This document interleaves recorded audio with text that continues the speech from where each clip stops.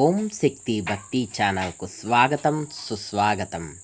సుమనస వందిత సుందరి మాధవి చంద్ర సహోదరి హేమమయే మునిగణ మండిత మోక్షప్రదాయిని మంజుల భాషిని వేదనుతే పంకజవాసిని దేవసు పూజిత సద్గుణవర్షిణి శాంతియుతే జయ జయ హే మధుసూదన కామిని ఆదిలక్ష్మి సదా పాలయ మాం.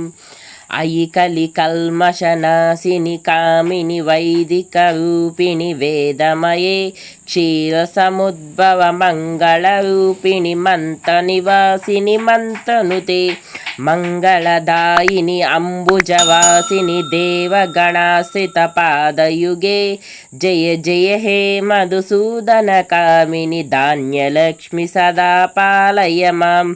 జయవరవర్ణిని వైష్ణవి భార్గవి మంత్రస్వరూపిణి మంత్రమయే సురగణ పూజిత శీఘ్ర ఫలప్రద జ్ఞాన వికాసిని శాస్త్రనుతే భవభయహారిణి పాప విమోచని సాధు జనాశ్రిత పాదయుతే జయ జయ హే మధుసూదన కామిని ధైర్యలక్ష్మి సదా పాలయ మాం.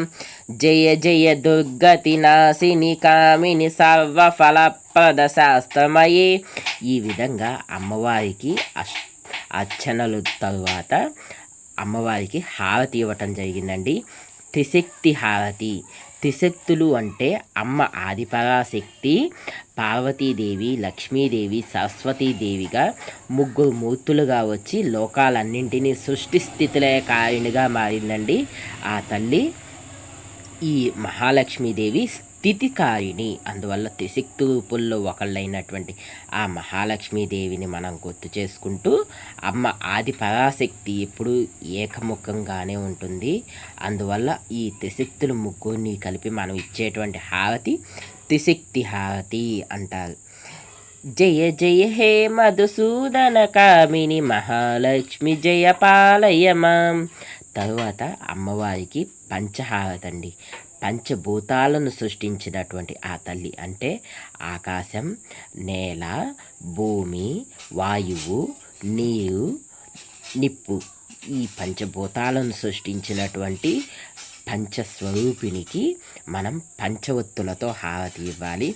జయ జయ దుర్గతి నాశిని కామిని సర్వఫలప్రద శాస్త్రమయే రథగజ తురగ పదాది సమావృత పరిజన మండిత లోకనుతే హరిహర బ్రహ్మసు పూజిత సేవిత తాప నివారిణి పాదయుతే జయ జయ హే మధుసూదన కామిని గజలక్ష్మి సదా పాలయ మాం.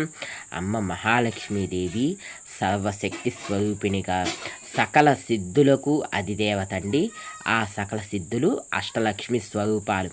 అష్టలక్ష్మి రూపాలు కలిసిన రూపమే ఈ దసరా నవరాత్రుల్లో ఉన్నటువంటి మహాలక్ష్మీదేవి. అమ్మవారికి నవనీత హారతి అన్న చాలా ఇష్టమండి. చూడండి, అమ్మకు 11 ఒత్తులతో హారతి ఇస్తున్నాము.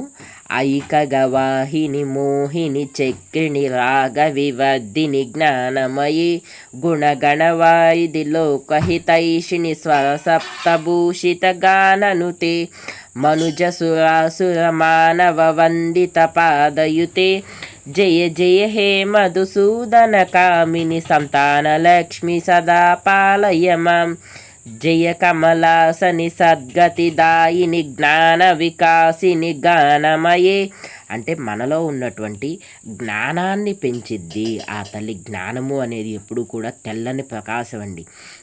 అజ్ఞానము అనే చీకటిని తొలగించే తల్లి ఈ మహాలక్ష్మీదేవి. అందువల్ల అమ్మను ఈ 11 ఒత్తుల నవనీత హారతి అందుకని ఇస్తామండి అమ్మకి. తరువాత అమ్మవారికి ఎంతో ఇష్టమైనటువంటి మేనల్లుడండి ఈయన విఘ్నేశ్వరుడు. ఆ విఘ్నేశ్వరునితో ఇచ్చేటువంటి హారతి అండి చాలా శ్రేష్టమైనది. మీరు కూడా దర్శించుకోండి.